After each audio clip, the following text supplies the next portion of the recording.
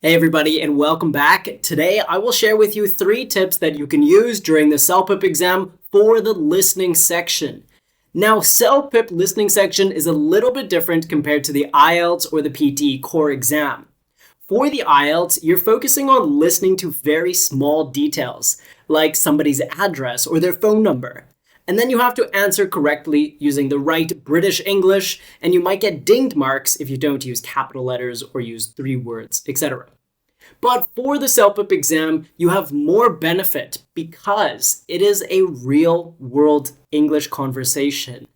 So this means if you are somebody who watches YouTube videos, listens to podcasts, listens to the radio, you have more experience listening to English conversations. The challenge here is that we need to retain a lot of information. But wait, what if I have terrible short-term memory, like most people in society? Well, if that's the case, we need to rely on note-taking. The CELPIP exam, when you get into it, they will provide a notebook with you, and we are going to use this very intensely. With all the students we have that have gotten a high CLB on the listening section, like a 10 or an 11, we've noticed that they write a lot. They are continuously writing during the whole transcripts.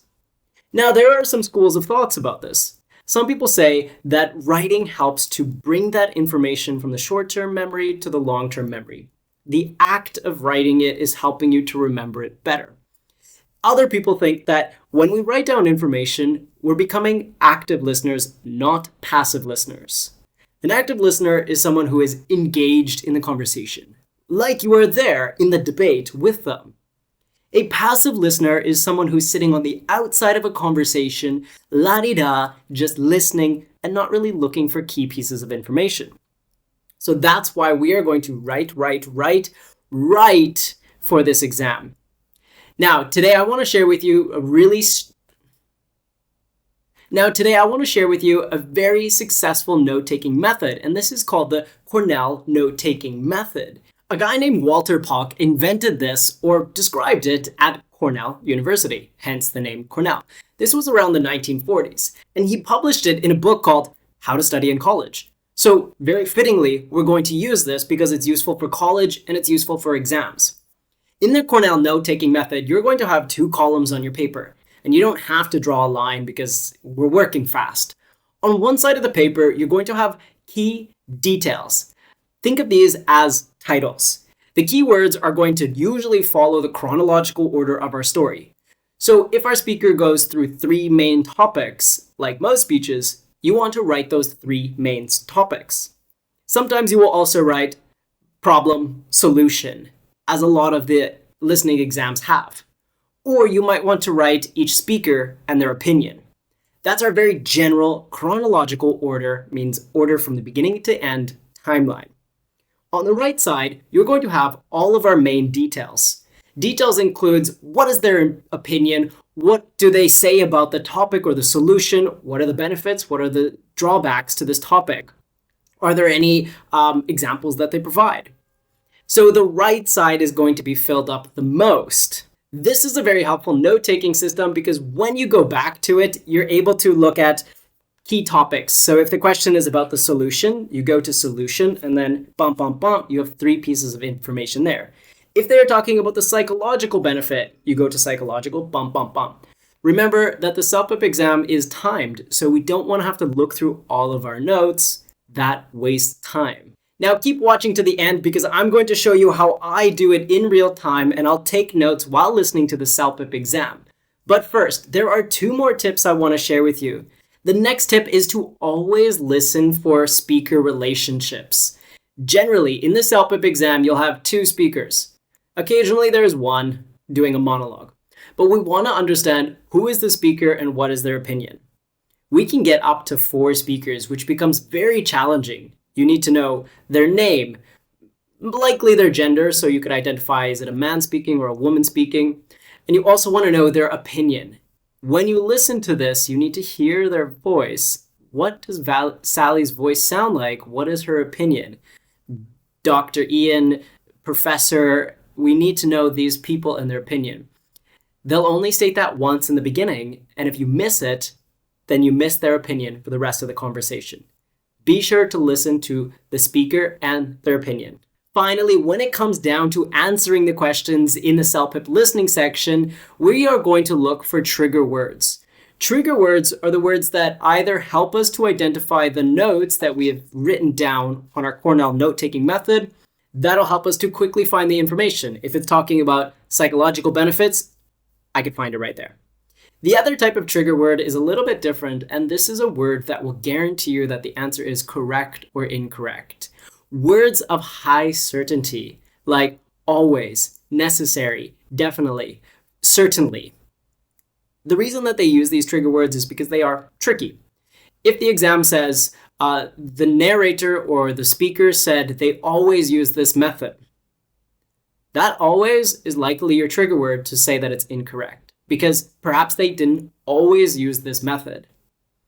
Generally, these trigger words are going to tell you that the answer is either extremely correct or extremely incorrect. But it all comes back to our notes. Our notes are the ones to tell us if that speaker agreed or disagreed with this topic and what is their opinion. So to get a better sense of what Cornell note-taking method looks like, let's take a look at the CELPIP listening exam. We are going to do task number 1, where we listen to 2 speakers debate about a subject. I'm going to write as I listen. That way, when we need to answer the questions, I have a load of information. So come with me. You will hear a conversation. A man is interviewing a woman about urban greenery, gut microbiota, and AI education. Okay, 3 big topics. I'm going to make sure that those 3 big topics are categorized as keywords 1, 2, and 3. Listen for speakers. Okay, let's check it out. Good afternoon, Mia. I recently came across an insightful study on the role of urban greenery in mitigating the urban heat island effect. How pivotal do you think urban planning can be in addressing this environmental challenge? Good afternoon, Liam. Urban planning indeed plays a critical role. The urban heat island effect, as you're aware, exacerbates temperature disparities between urban and rural areas. Strategically increasing green spaces in urban regions not only moderates temperature, but also enhances air quality and biodiversity. Urban planners must incorporate green roofs, vertical gardens, and expansive parks into architectural designs to counteract this phenomenon effectively. Absolutely. The interconnection between urban greenery and temperature regulation seems indispensable. However, don't you think there are logistical challenges such as spatial constraints and economic limitations that impede the large-scale implementation of green infrastructural solutions? Certainly, those are considerable obstacles.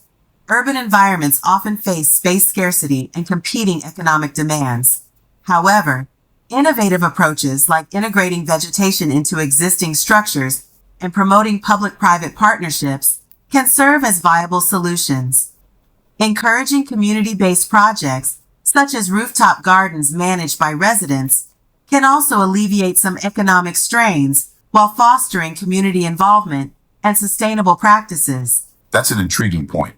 Speaking of sustainable practices, do you believe that urban greenery also significantly contributes to psychological and social well-being, aside from its environmental benefits? Undoubtedly. Exposure to green spaces has been proven to reduce stress, promote physical activity, and enhance overall quality of life. Furthermore, these areas foster social cohesion by providing communal spaces for interaction, and the presence of greenery can have profound impacts on mental health, reducing anxiety and enhancing cognitive functioning. It's fascinating how multifaceted the benefits of urban greenery are. It appears that addressing the urban heat island effect extends beyond merely cooling the environment. It's about cultivating thriving communities. Precisely. Multifunctional landscapes, therefore, are crucial. They simultaneously address environmental, social, and economic objectives. A holistic approach in urban policymaking encompassing all these aspects can transform urban spaces into sustainable, resilient ecosystems. All right, good. That was a lot. I wrote a lot. I can answer the questions because I have a lot of notes here and I feel very confident as we go into it. So if you haven't had your coffee or tea yet and you're feeling a little bit stressed about the listening exam, don't worry, you're not alone. Our channel is dedicated to helping people that need to get a high CLB for the CELPIP exam, particularly for immigration purposes. So whether it's the listening, speaking, writing, or reading, go ahead, take a look at our channel and you'll find lots of videos that can help you with very specific tips and strategies. We also have loads of examples of myself or other teachers taking a mock exam online. Now, if you want to take a mock exam online, find the link down below where we have a new AI platform with access to hundreds, in fact, unlimited amount of mock test exams. From there, you get direct feedback because it's using AI. So before you take the actual exam, you're able to know your exact score. Incredibly beneficial. Our students love this because it helps them to get a sense of where they are and where they need to be before they pay a lot of money for the exam. So take a look at the link down below. Go onto our website. You can do mock tests for free. In order to stay updated with our videos, please go ahead, like and subscribe to the channel so you get access to videos as soon as we publish them. Thanks everyone for following along. I'm Scott from HZ Education. I'll see you next time.